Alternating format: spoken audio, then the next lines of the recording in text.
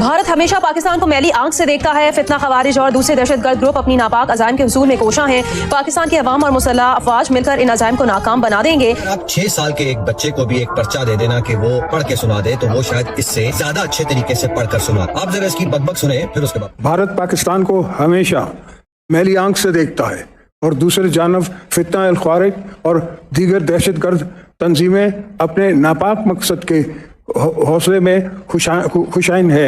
हम इन सब को बता देना चाहते हैं कि पाकिस्तान की अवाम और मुसल्लह अफवाज साथ साथ खड़े हैं और इनकी नापाक अज़ाइम को नाकाम बना दे के। हैरान इस बात पर हूँ कि जो लोग देखकर भी सही तरीके से स्पीच ना कर पाए, आपने उसको मुल्क का सदर बना दी। जिसको कोई चपरासी ना रखे वो सदर पाकिस्तान बनकर बैठे। इन लोगों को जो भी इनको इक़्तिदार में लेकर आया, लानत है उन लोगों और उन लोगों की सोच। उन लोगों को ऐसे ही घटिया लोग चाहिए जिनकी ना तो कोई तालीम हो, जिनमें ना कोई अकल। हमारा मीडिया कैसे इस सारी चीज को छाप रहा है। समा न्यूज ने लिखा 23 मार्च यौम पाकिस्तान, सदर ममलिकत आसिफ अली जरदारी का खिताब। भारत को मुंह तोड़ जवाब, सब देखते रह गए। दूसरी साइड डाउन न्यूज लिखता है हमने बैरूनी और अंदरूनी दहशतगर्दी का मुंह तोड़ मुकाबला किया। 23 मार्च की परेड होती है पाकिस्तान में, उसमें प्रेसिडेंट आसिफ अली जरदारी ने खिताब किया है और उसमें उन्होंने कहा है कि भारत हमेशा पाकिस्तान को मैली नजर से देखता है। अब ये मैली नजर कौन सी है? पाकिस्तान का मकसद एक ऐसा मजबूत और जदीद इस्लामी फलाई ममलिकत है जहाँ मसवात का बोलबाला हो और कानून और इंसाफ की हुक्मरानी हो। आज के दिन पूरी कौम उसी इत्तेहाद के साथ मना रही है। ख़ास तौर पर रमज़ान के मुबारक महीने में तो ये शायद एहसास ज़्यादा ही हो जाता है कि छोटी छोटी गलतियों को, छोटी छोटी चीज़ों को हम सफ़ नज़र कर देते हैं। लेकिन जब मामला 23 मार्च का हो और यौम पाकिस्तान का हो तो ये कदर मुश्किल हो जाता है। और इस मामले में अगर कोई चूक हो जाए तो उसका बहुत दुख होता है, दिल की गहराइयों से दुख होता है। सच्ची बात तो ये है। सदर का फ़लस्तीनियों और कश्मीरियों से भी इजहार यकजहती, कहा दुनिया के हर फोरम पर कश्मीरियों के लिए आवाज़ उठाएंगे। दिल बहुत दुखी हुआ और यकीन जानिए कि अभी तक मैं उस चीज़ से बाहर निकल नहीं पाया कि किस तरह मैं ये डाइजेस्ट करूं। हर हर महादेव, जय सनातन, जय हिंद। दोस्तों स्वागत है आपका एक और नई रिएक्शन वीडियो में। दोस्तों 23 मार्च को पाकिस्तान डे मनाया गया। इस मौके पर आसिफ अली जरदारी जो कि पाकिस्तान के राष्ट्रपति हैं, उन्होंने दोनों सदनों को संबोधित किया और आर्मी के एक कार्यक्रम में शिरकत की। इस कार्यक्रम के दौरान राष्ट्रपति ने जो स्पीच दी उसे लेकर पाकिस्तान के साथ साथ पूरी दुनिया में आसिफ अली जरदारी का मजाक बनाया जा रहा है, उनकी किरकिरी हो रही है। दोस्तों इस मौके पर आसिफ अली जरदारी पूरे तरीके से लाचार नजर आए। वो भाषण जो पढ़ रहे थे उसे पढ़ने में भी वो पूरे तरीके से फेल होते हुए नजर आए। ऐसे में पाकिस्तान की आवाम के साथ साथ पूरी दुनिया पाकिस्तान का मजाक बना रही है, पाकिस्तान के राष्ट्रपति का मजाक बना रही है। क्या कुछ कह रही है पाकिस्तान की जनता, पाकिस्तान का मीडिया, जानेंगे आज की वीडियो में। दोस्तों अगर चैनल पर नए हैं तो चैनल को सब्सक्राइब करें, बेल आइकन दबाना ना भूलें। दोस्तों बने रहिएगा वीडियो में अंत तक। चलिए वीडियो को शुरू करते हैं। लेकिन हम इस पे बात करेंगे। आज के प्रेसिडेंट आसिफ अली जरदारी ने जो खिताब किया है उसके अंदर उन्होंने कहा कि भारत हमेशा पाकिस्तान को मैली नजर से देखता है और उन्होंने कहा जी बड़ी कुर्बानियां दी हैं और साथ में उन्होंने ये कहा कि कश्मीर का जिक्र किया और फिर उन्होंने कहा कि हमारी जो है, हम तो बड़ी अच्छे ताल्लुकात चाहते हैं, हमसाया मुल्क, हम अपने हमसाये मुल्क और आलमी बरादरी के साथ मजबूत ताल्लुक रखने के ख्वाहिशमंद है और भारत हमेशा पाकिस्तान को मैली नजर से देखता है। सर ये समझ में नहीं आती कि वो बचपन से किताबों में पढ़ते चले आ रहे हैं कि मैली नजर से इंडिया देखता है। ये मैली नजर का मतलब क्या है? और दूसरी ये बात कि वो कह रहे हैं कि हम तो ताल्लुकात चाहते हैं, तो क्या हमने देखा है सर कि ताल्लुकात ये बात सही है और उन्होंने कोशिश की है रिलेशंस बनाने की? मैं कितने वाकये आपको बताऊं। क्लासिकली हम ज्यादा दूर नहीं जाते। वाजपेयी साहब आ गए थे ना लाहौर, और लाहौर अकॉर्ड भी हो गया था, सब जानते हैं।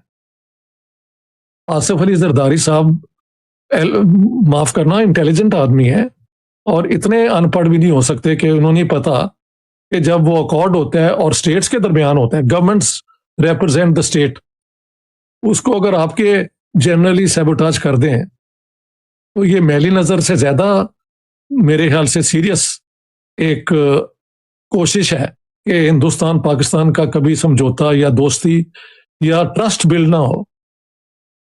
इसी तरह जब नरेंद्र मोदी आए एक शादी पे, उनके जाने के बाद पठानकोट हो गया। ये तो क्योंकि रीसेंट चीजें हैं। अगर आप पास्ट में जाएं तो आप एयर मार्शल असगर खान, जिन्होंने एक्चुअली पाकिस्तान एयरफोर्स बनाई और जिसने 65 वॉर में 2-3 दिन बड़ा अच्छा परफॉर्मेंस दिया, उनकी किताब के अंदर और उनके वीडियोस भी हैं कि जितनी जंगें इंडिया के साथ हुई हैं ये पाकिस्तान ने शुरू की हैं। अफगान जिहाद खत्म होने के बाद सारे वो जो एक्सट्रीमिस्ट ग्रुप्स थे उनका डायरेक्शन इन्होंने इंडिया में कर दिया, इंडियन कश्मीर में, और वहां से ही कई टेररिस्ट अटैक बॉम्बे के अंदर हुए। एक तो मशहूर है ना जो 26 नवंबर 2008 का है, उससे पहले बॉम्बे में इन्होंने किया था, ये जो है ना जो बेचारी लोकल ट्रेन है उस पे इन्होंने कर दिया था और 173 लोग मारे गए थे। और ये वो लोग थे, अगर आप बॉम्बे वाली ट्रेन देखें तो उन डब्बों में लोग भरे होते हैं जिस तरह खड़े होने की जगह नहीं होती। वो ज्यादा बेचारा कोई क्लर्क होगा, कोई मजदूर होगा जो काम पे जा रहे थे। अब ये सारी हरकतें जानते हुए Asif Ali Zardari, and by the way Zardari साहब का एक वो भी जमाना है, और इनको उसके बाद ये हुआ था बॉम्बे अटैक। इन्होंने कह दिया था कि in every Indian there is a Pakistani and in every Pakistani there is an Indian. ये आसिफ अली जरदारी के अल्फाज हैं और मेरी किताब जो है उसके अंदर कोटेड है। ये सारा कुछ कहने के बाद, जानने के बावजूद, जरदारी साहब अगर प्रेसिडेंट बने हैं तो वो कोई अपनी काबिलियत की बुनियाद पे तो नहीं बने। सब जानते हैं कि 2024 का इलेक्शन जो है फरवरी का, वो मैसिवली रिग्ड था, और ये जो हुकूमत इन्होंने बनाई है ये वही कहेगी ना जो एस्टेब्लिशमेंट इन्हें कहती है। तो this is Asif Ali Zardari saying things जिसका स्क्रिप्ट पहले तैयार है, और उसमें आई डोंट थिंक उनकी कोई अपनी सोच है। Is not a very literate man as far as I understand. He is a great conversationalist, ये मैंने सुना है, I have never met him, लेकिन कोई पढ़ा लिखा होना, बहुत कोई फिलॉसफी, कोई डीप थिंकिंग कोई दूर से भी नहीं गुजरी उनकी। तो उनसे यही बयान होगा ना एज प्रेसिडेंट ऑफ पाकिस्तान, वरना प्रेसिडेंट इन्हें क्यों बनाए, किसी और को बना देते। वो जो भी बनेगा उसको ये कहना पड़ेगा। So it's not surprising what Zardari has said. So it's not surprising what Zardari has said. This is Zardari speaking and not Zardari speaking. This is the establishment speaking through the President of Pakistan. That's all.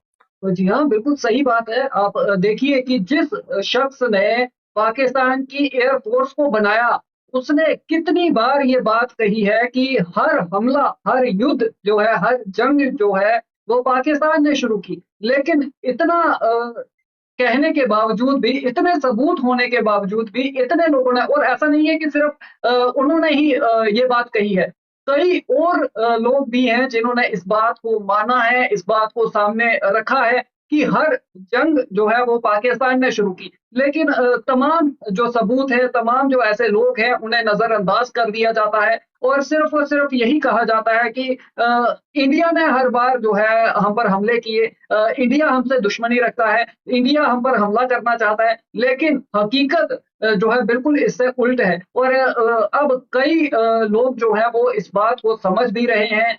जिस तरीके से आज का जो digital इरा है, हर चीज जो है वो आपको एक क्लिक पर मिल जाती है। कई किताबें इस पर पाकिस्तानी जो एक्स आर्मी ऑफिशियल्स हैं उन्होंने लिखी हैं, जजों ने लिखी हैं, तो वो आपको एक क्लिक पर मिल सकती है। अगर आप इंटरेस्टेड हो, आप पढ़ना चाहें, आप हकीकत जानना चाहें तो आप उसे पढ़ सकते हैं। और कई लोग जो है वो मुझे लगता है कि अब हकीकत जान भी रहे हैं और इस बात को मान रहे हैं कि हमेशा ही पाकिस्तान ने पहल की है भारत से दुश्मनी निभाने में। लेकिन वही बात जो अभी इन्होंने कही है कि ये तो एस्टेब्लिशमेंट के बोल थे जो कि आसिफ अली जरदारी के शब्दों में बाहर आए हैं, उनकी जुबान से बाहर आए हैं। लेकिन ये सिर्फ और सिर्फ एक स्क्रिप्ट उन्हें दी गई थी जिसे पढ़ने में भी आसिफ अली जरदारी पूरे तरीके से लाचार नजर आए और अब इसे लेकर आसिफ अली जरदारी का मजाक बन रहा है। 23 मार्च जो कि किसी को याद भी नहीं था, और साथ में आसिफ अली जरदारी की तकरीर और उसका ये हिस्सा जिस पे आज सोशल मीडिया बात कर रहा है। कि किस नालायक को मुसल्लत कर दिया और मुसल्लत करने वालों के खिलाफ जो आवाजें बुलंद की जा रही हैं कि तुमने ये सोचा था कि तुम इन जैसे डफर्स को आगे करके अपनी नाक बचा लोगे, तो लानत है तुम पे कि तुमने मुसल्लत किया है इन्हें हम पे। हैरान इस बात पर हूँ कि जो लोग देखकर भी सही तरीके से स्पीच ना कर पाए, आपने उसको मुल्क का सदर बना दी, जिसको कोई चपड़ासी ना रखे वो सदर पाकिस्तान बनकर बैठे। इन लोगों को जो भी इनको इक्तदार में लेकर आया है, लानत है उन लोगों और उन लोगों की सोच। उन लोगों को ऐसे ही घटिया लोग चाहिए जिनकी ना तो कोई तालीम हो, जिनमें ना कोई अकल, क्योंकि उनको अच्छी तरह पता है कि हम इनको सामने रखेंगे, गालियां इनको पड़ेंगी, हम बच जाएं। तो ये आपकी गलत है। पाकिस्तान जिंदाबाद, इमरान खान जिंदा। जो जरदारी साहब की तकरीर इसने आपके सामने रखी वो हिला देने वाली थी। जरदारी साहब के जाहिल होने का वाज़ेह सबूत इसने दिया। जो शख्स लिखा हुआ भी ना पढ़ सके उसको ममलिकत खुदादात का आज प्रेसिडेंट बना दिया गया। और हमारा मीडिया कैसे इस सारी चीज को छाप रहा है। समा न्यूज ने लिखा 23 मार्च यौम पाकिस्तान, सदर ममलिकत आसिफ अली जरदारी का खिताब, भारत को मुंह तोड़ जवाब, सब देखते रह गए। दूसरी साइड डाउन न्यूज लिखता है हमने बैरूनी और अंदरूनी दहशतगर्दी का मुंह तोड़ मुकाबला किया, सदर आसिफ अली जरदारी का यौम पाकिस्तान पर खिताब। और जो कुल खिताब था वो इस नौजवान ने उड़ा के रख दिया। आम हालात में इंसान बहुत सी चीज़ों को दरगुजर कर देता है और ये होना भी चाहिए। और ख़ास तौर पर रमज़ान के मुबारक महीने में तो ये शायद एहसास ज़्यादा ही हो जाता है कि छोटी छोटी गलतियों को, छोटी छोटी चीज़ों को हम सरफ नज़र कर देते हैं। लेकिन जब मामला 23 मार्च का हो और यौम पाकिस्तान का हो तो ये कदरे मुश्किल हो जाता है। और इस मामले में अगर कोई चूक हो जाए तो उसका बहुत दुख होता है, दिल की गहराइयों से दुख होता है। सच्ची बात तो ये है। और इस बार जो 23 मार्च गुज़श्ता दिन रोज़ आया उसमें भी कुछ यही हाल था कि एक दिल बहुत दुखी हुआ। और यकीन जानिए कि अभी तक मैं उस चीज़ से बाहर निकल नहीं पाया कि किस तरह मैं ये डाइजेस्ट करूं।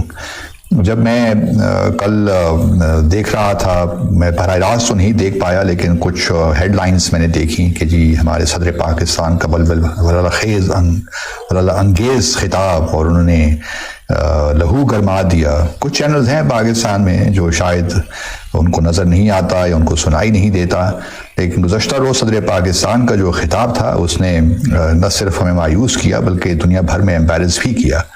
या तो ये होता कि कोई रूसी ज़ुबान में या चीनी ज़ुबान में उनको कहा जाता कि वे तकरीर करते, वो तो हमारी कौमी ज़ुबान में तकरीर कर रहे थे और कौमी एक मौका था। लेकिन शायद उनकी जो है सेहत ठीक नहीं है, अल्लाह ताला उनको सेहतयाब करे, हम उनके लिए दुआगो हैं। लेकिन ये ऐसा मौका था जबकि अगर उनकी सेहत इजाज़त नहीं देती थी तो बेहतर यही था कि वो ये तकरीब में खिताब न करते। लेकिन फिर कहा जा सकता है कि ये तैयारियां तो बड़े अरसे से हो रही थी और प्रोग्राम तो यही था कि प्रेसिडेंसी में ही ये तकरीब हो इस साल, क्योंकि रमज़ान का महीना भी है। तो अगर ये प्रोग्राम कुछ अर्सा पहले से इसकी तैयारियां हो रही थी तो फिर प्रेसिडेंट को भी तैयार होना चाहिए था। और क्या ही मुश्किल था कि ये तकरीर तो ऑब्वियसली पहले से लिखी होती है, थोड़ी सी रिहर्सल कर लेते, 5-6 बार इसको पढ़ लेते।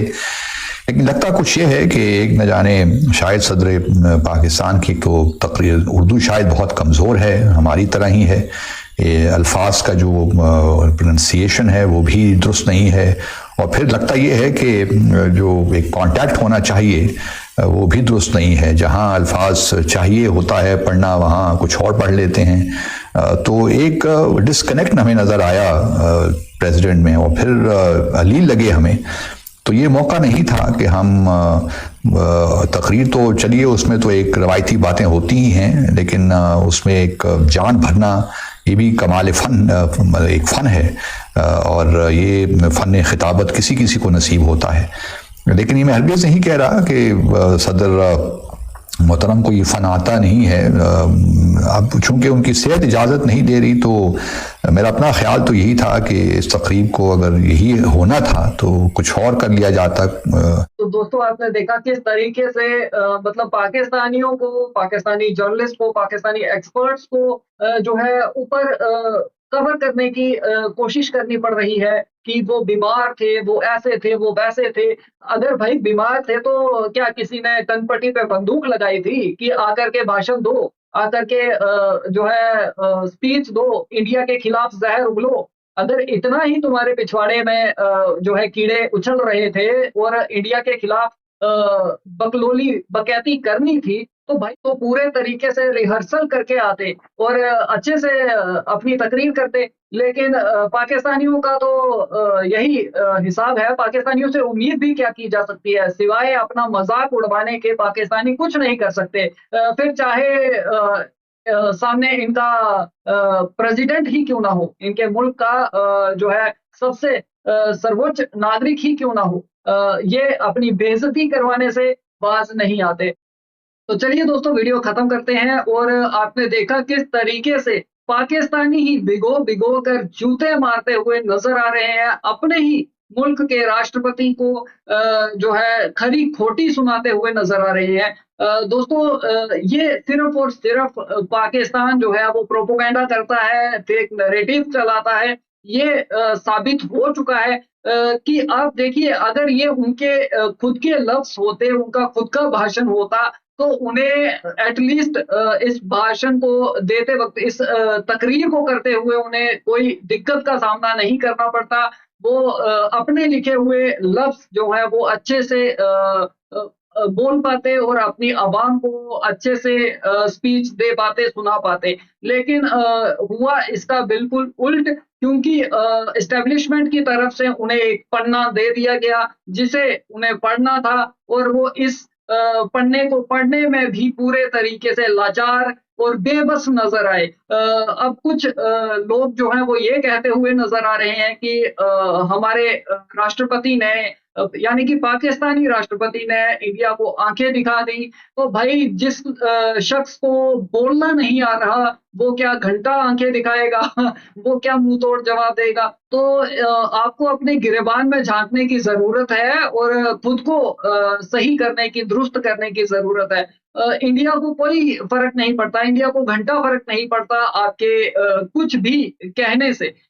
ठीक है, आप एक पोस्ट पर हैं, एक पोजीशन पर हैं, आपकी सुनी जाती होगी, आपके ओहदे की रिस्पेक्ट होगी, लेकिन जिस तरह की बकलोली, जिस तरह की बकैती आपने की है एक मुल्क के, एक दहशतगर्द भिखारी आतंकवादी मुल्क के प्रेसिडेंट होते हुए, ये बातें आपको शोभा नहीं देती। दोस्तों, आपकी क्या विचार है इसे लेकर? जो पाकिस्तान के राष्ट्रपति की फजीहत हुई है, जो उनका मजाक बनाया जा रहा है, उसे आप किस तरीके से देखते हैं? और जिस तरीके की बातें इन पाकिस्तानियों ने इंडिया को लेकर कही हैं, उसे लेकर आपकी क्या राय है? कमेंट सेक्शन में जरूर बताएं। वीडियो पसंद आई हो तो लाइक करें, शेयर करें। मिलते हैं आपसे अगली वीडियो में, तब तक के लिए हर हर महादेव, जय सनातन, जय हिंद, स्टे सेफ।